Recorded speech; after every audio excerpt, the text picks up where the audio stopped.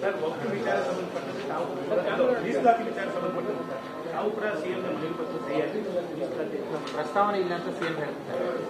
ಮನವಿ ಪತ್ರ ಕೊಟ್ಟಿದ್ದಾರೆ. ಮುಸ್ಲಿಮರಿಗೆ ಮೀಸಲಾತಿ ಟೆಂಡರ್ನಲ್ಲಿ, ಸರ್ಕಾರಿ ಟೆಂಡರ್ನಲ್ಲಿ ಅದು ಡಿಸ್ಕಸ್ ಮಾಡ್ತೀವಿ ಏನಾಗ್ತದೆ. ನೀವು ಮನವಿ ಕೊಟ್ಟಿದ್ದೀರಿ ನಿಮ್ಮ ಸಮುದಾಯ ಇಲ್ಲ, ನಮ್ಮ ಎಲ್ಲರ ಜೊತೆಗೆ ಹೇಳಿದ್ದಾರೆ. ಎಲ್ಲರೂ ಬೇರೆಯವರು ಹೆಂಗ್ ಮಾಡಿದ್ದಾರೆ ಎಲ್ಲರಿಗೆ ಆ ಥರ ಮಾಡಿ ಅಂತ ಹೇಳಿದ್ದಾರೆ. ವಿವಾದ ಆಗ್ತಾ ಇದೆ ಚೆಕ್ ಮಾಡಿದ್ರೆ ಏನಾಗ್ತದೆ.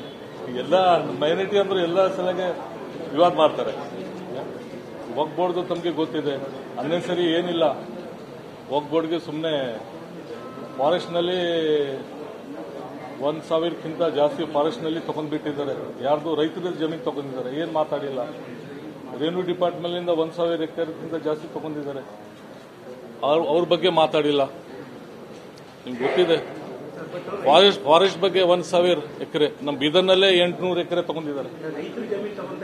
ಇಲ್ಲ, ಅದು ಎಲ್ಲ ಸುಳ್ಳಿದೆ.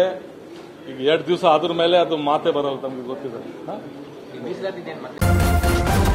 ನ್ಯೂಸ್ ಫಸ್ಟ್ ನಿರ್ಭೀತಿಯಿಂದ ನಿಮ್ಮ ಪರವಾಗಿ.